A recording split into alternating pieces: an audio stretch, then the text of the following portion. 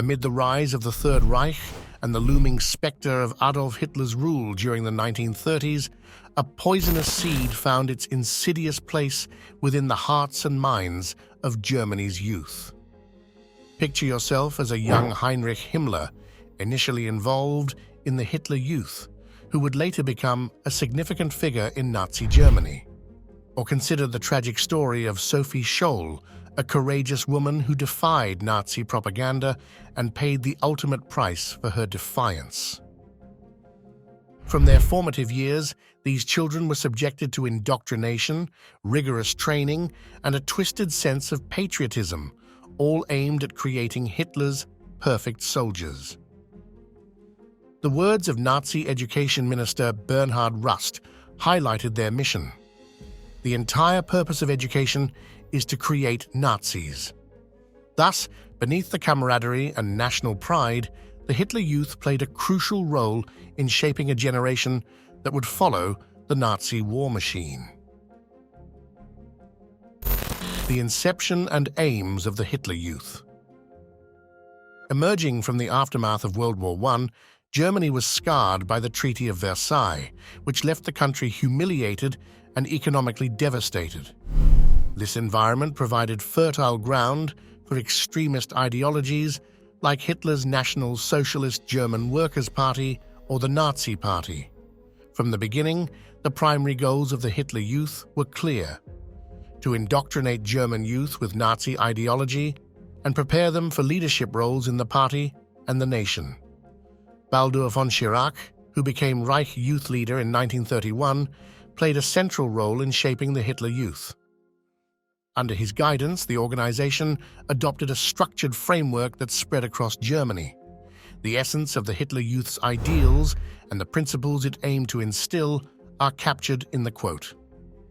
The organization's activities revolved around physical fitness, paramilitary training, and ideological indoctrination.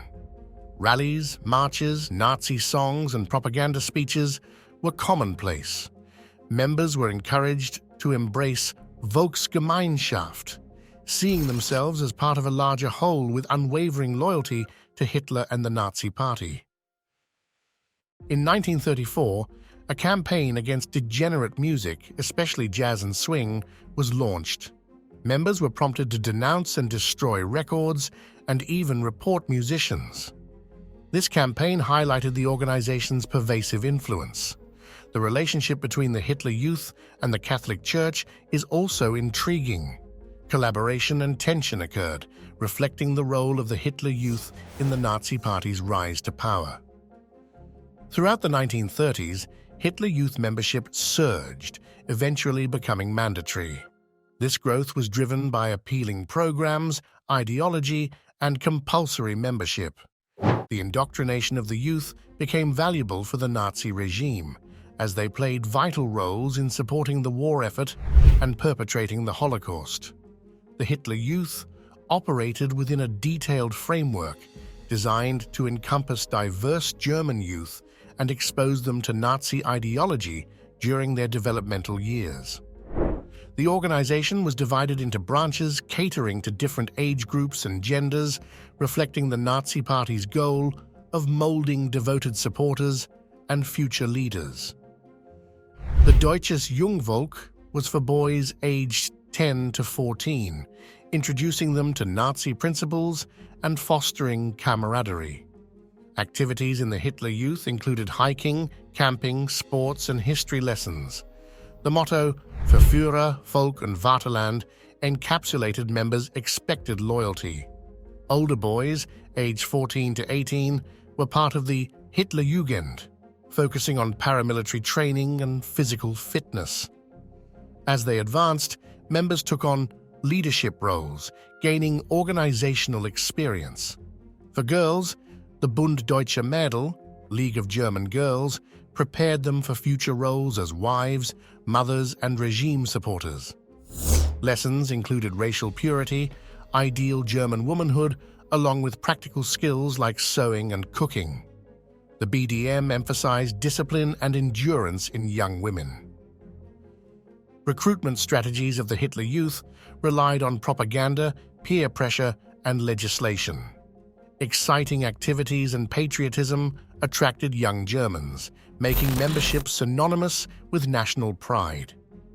Peer pressure led to social isolation for those who refused to join. Collaboration and dismantling of resistant groups facilitated expansion. Hitler Youth membership became virtually mandatory in 1936 and 1939, involving millions of young Germans. Post-war, efforts to denazify and dismantle the Hitler Youth occurred. The organization dissolved, and denazification aimed to re-educate members. The lessons from the Hitler Youth underscore the dangers of manipulative indoctrination, emphasizing the importance of nurturing empathy and critical thinking to prevent history from repeating itself.